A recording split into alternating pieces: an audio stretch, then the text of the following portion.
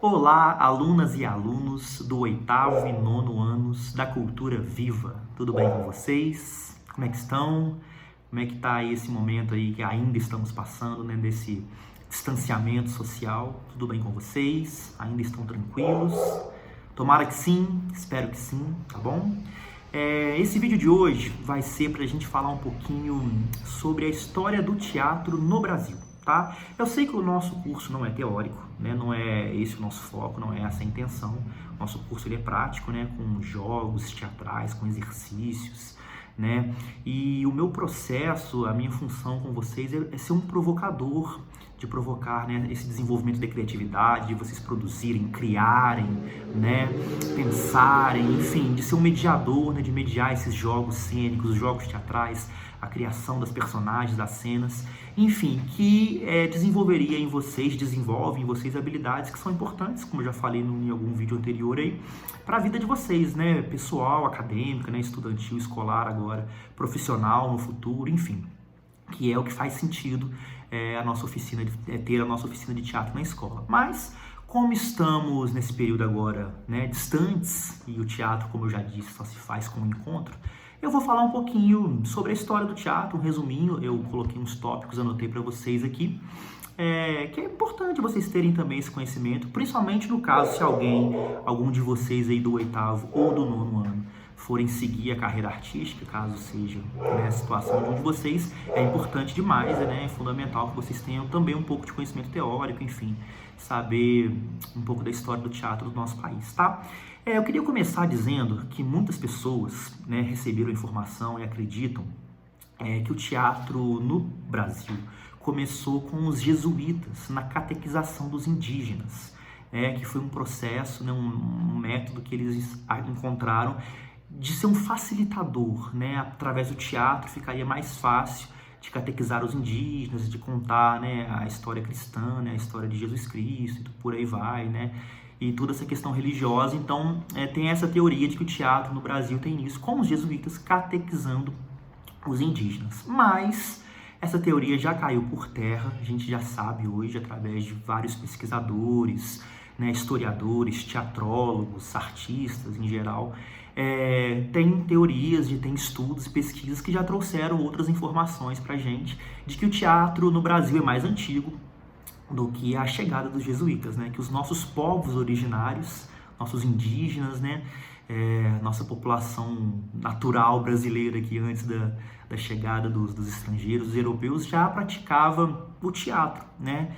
Em seus rituais, né? Nos seus rituais de festas, de festividades, de rituais sagrados também, que envolve a questão da espiritualidade. Muitos dos rituais indígenas de diversas etnias, de diversas partes do nosso Brasil, tinham o teatro como uma das ferramentas, né, de contar a história de cada povo, de cada etnia, né, em relação à questão dos deuses, da religiosidade. Na verdade, não tinha religião, né, definida com esse nome, mas essa questão espiritual, essa questão mística. Enfim, tinha essa montagem teatral já, existem relatos e estudos para antes da chegada desses jesuítas. Então já começou, né, se lá na Grécia o teatro começou com essas homenagens ao deus Dionísio, aqui no Brasil também começou com os indígenas nos seus rituais sagrados.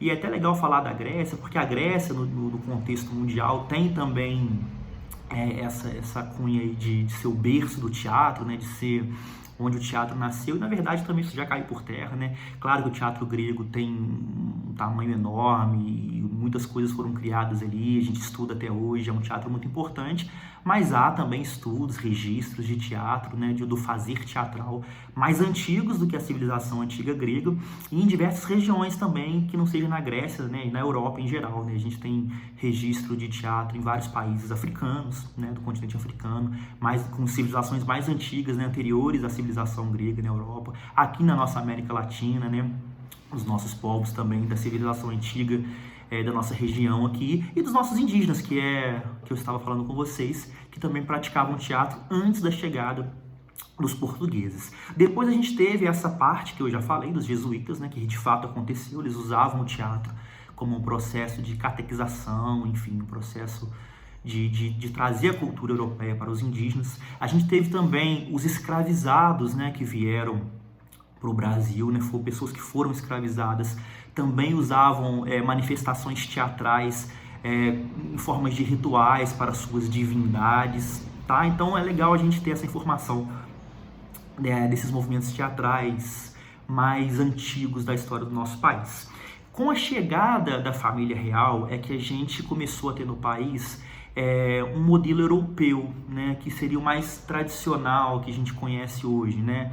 Então, assim, essa coisa do assistir o teatro da maneira que a gente conhece nos dias de hoje, que é um teatro que vem mais um pouco da Europa, ele vem com a chegada da família real no Brasil, a partir do ano 1808, né? E aí ele vem até com uma questão muito preconceituosa, muito pejorativa, né? Que ele é trazido, são companhias estrangeiras, né? Companhias de fora, que vêm apresentar peças no país como um processo de civilizar, sabe? Como se isso fosse a civilização, como se o que vem de fora, o que vem da Europa é civilizado, né? Uma teoria muito preconceituosa, né? Muito pejorativa, muito pesada, mas que faz parte, né? Infelizmente, da história do nosso país ter esse tipo de visão, e a família real veio trazendo peças de fora, o que trouxe essa pegada mais europeia, essa pegada do teatro mais parecida um pouquinho com o que a gente conhece nos dias de hoje.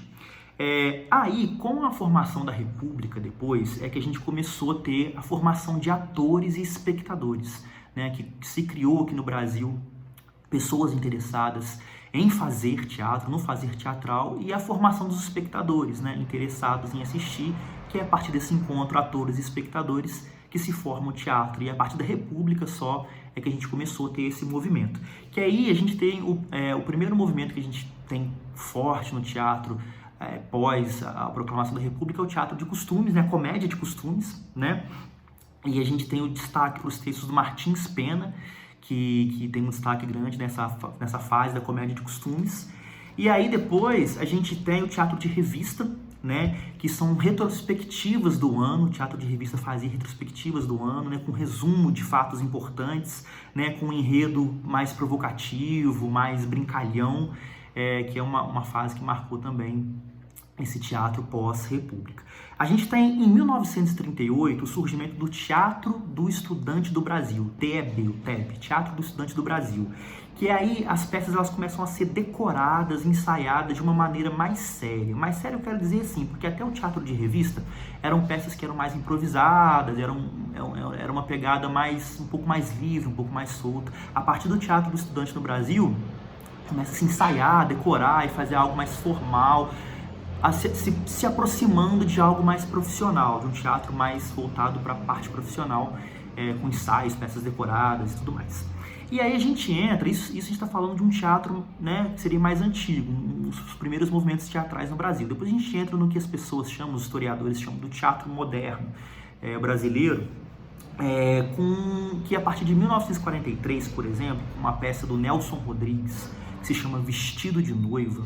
É uma peça que ficou muito marcada, foi um momento em que, isso foi em 1943, Vestido de Noiva, de Nelson Rodrigues, que a crítica, como é que eu posso dizer? A crítica, ela apontou um crescimento, sabe, no teatro brasileiro. Então foi uma peça que foi marcada, foi um período que foi marcado, e a partir daí começa a se falar que é a era do teatro moderno no Brasil. Teve uma quebra de padrões, né, do que havia sido, né, do que se fazia antes, né, quebrou esses padrões. A gente teve uma inovação com iluminação, uma iluminação diferenciada, uma cenografia diferente até então do que já era visto.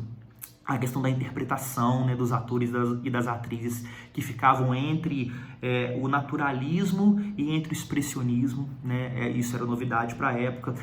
Teve um fortalecimento, um surgimento do teatro mais forte no eixo Rio-São Paulo, né, que é onde era o eixo econômico, político, e acabou sendo o eixo cultural também, né, por toda uma questão política e econômica. Então esse eixo Rio-São Paulo teve essa força grande nessa época. Surge o diretor dramaturgo, que é a mesma pessoa que dirige a peça, é quem assina, né? Ele faz a dramaturgia, ele cria a peça, cria o enredo, o texto, e ele também é o diretor da própria peça. Isso surge nesse momento do teatro chamado moderno no nosso país. E depois a gente tem o Teatro Brasileiro de Comédia, o TBC, né? É legal falar dele porque do Teatro Brasileiro de Comédia surgem grandes atrizes, grandes atores, renomados aí do teatro brasileiro, aclamados pela crítica, né? Grandes nomes da história do nosso teatro, como a nossa queridíssima Fernanda Montenegro, que todo mundo deve conhecer, né? Se não conhece do teatro, conhece da televisão, conhece do cinema. Ela surge no Teatro Brasileiro de Comédia nessa época aí, né? Então é legal a gente falar um pouquinho dela. E a gente tem nesse período, que na verdade é a partir do ano de 1958, o surgimento do Teatro de Arena, o Teatro Arena. O Teatro Arena ele surgiu em São Paulo. Um dos cabeças é o Augusto Boal, que depois eu vou falar um pouquinho específico deles para vocês em outro vídeo. Eu trabalho com o Augusto Boal no ensino médio, mas eu vou trazer algumas coisas dele para vocês do oitavo e nono também em algum momento. Surge em São Paulo, tem o Augusto Boal como um dos principais nomes, né? O Augusto Boal, ele é teatrólogo, ele é diretor teatral, ele é autor, né? Dramaturgo, conhecido no mundo inteiro, tem um trabalho belíssimo com o Teatro do Oprimido, no mundo inteiro. Ele já faleceu hoje, mas é um nome muito importante para a história do teatro, não só do Brasil, como no teatro mundial. Aí o Teatro de Arena ele surge com vários textos muito fortes, textos de críticas. Um deles é o Eles Não Usam Black Tie, do Gianfrancesco Guarnieri. É um teatro mais revolucionário, que traz temas de problemas sociais, problemas políticos, sabe? Tem uma peça que se chama Morte e Vida Severina, que é do João Cabral de Melo Neto, um auto de Natal, que assim foi em 1965 que ela foi apresentada pela primeira vez. E assim, as músicas eram do Chico Buarque, né? As músicas são do Chico Buarque. E foi uma peça assim que a crítica ficou estarrecida, sabe? Com a sensibilidade, com a poética e tudo mais. Então esse período aí, o Teatro de Arena em São Paulo foi assim, muito marcante na história do nosso país, assim, com diversos espetáculos fortíssimos, com muitas críticas sociais, políticas, enfim, colocando os espectadores sendo provocados a pensar, a se transformar e a perceber, né, a sociedade em que eles estavam inseridos e a parte que eles faziam naquilo tudo, né? A gente tem o Teatro Oficina também, que vem nesse período aí do teatro moderno, que seria uma evolução do teatro cultural e político, né? Assim, bem intenso, né? Seria um movimento já mais de contracultura. E aí a gente tem a entrada para o que a gente chamaria de teatro contemporâneo, né? E aí, o que aconteceu? Com a ditadura militar, que a gente teve, né, o golpe militar em 64, a gente teve o exílio de muitos artistas, né? O Augusto Boal, que eu citei agora há pouco, foi um deles, o Zé Celso. Vários artistas foram exilados durante o período da ditadura militar, né? O teatro foi censurado, o teatro foi silenciado, muitas peças não podiam ser apresentadas, né? Os textos eram barrados, eram censurados. Foram tempos bem difíceis, tempos bem duros, né? Mas foi tempo também de revolucionar, né? Tempo de descobrir novas alternativas, foi tempo de muita pesquisa teatral, né? Foi um tempo que começou a se estudar muito teatro, fazer muitas pesquisas, né? Elencos jovens foram formados, né? Muitos jovens fazendo teatro, com uma atuação menos armada, né? É bem marcante desse tempo. Com a reabertura política, né? É curioso que peças que ficaram anos e anos, né, proibidas, finalmente estrearam, né? Só quando terminou a ditadura, reabriu a política no nosso país, peças que foram censuradas voltaram na verdade não puderam finalmente estrear, né? E estrearam no nosso país. E assim, o Teatro do Oprimido, do Augusto Boal, que eu tinha citado para vocês, ele, nessa época aí de ditadura, pós-ditadura, né? Ele ganhou o mundo inteiro, né? É um teatro que trabalha com assumindo um lado, né, nessa luta entre opressores e oprimidos. É um teatro que assumidamente está do lado do oprimido para lutar contra a opressão, para tirar aquele oprimido daquela situação de opressão e não fazer com que aquele oprimido se torne um opressor, né? Então, assim, é um teatro que tem a árvore do teatro do oprimido, que trabalha, tem um teatro teatro fórum, em que o espectador ele participa do espetáculo, né? Ele escolhe o rumo para que a história vai tomar. O teatro de jornal, que trabalha com notícias, né, de jornais, fatos daquela sociedade que se tornam teatro. Enfim, o teatro do oprimido, depois eu vou conversar um pouquinho com mais calma com vocês, que é um tema bem extenso, que eu já falei que eu trabalho com ensino médio, mas vou trazer algumas coisinhas para vocês. Mas ele é desenvolvido nesse período também, pelo Augusto Boal, né?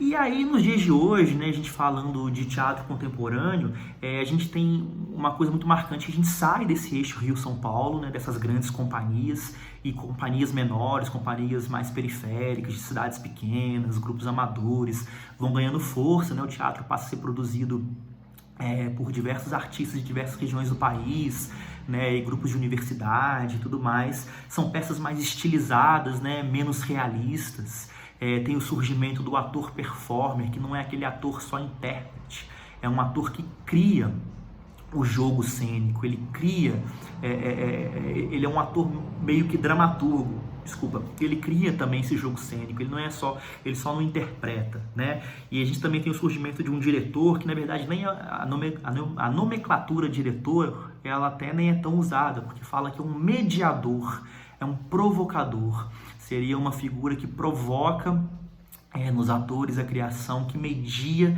que faz a mediação daquele jogo cênico que está sendo criado com ele e com os próprios atores ali propondo e criando junto. É o que acontece muito no teatro hoje contemporâneo.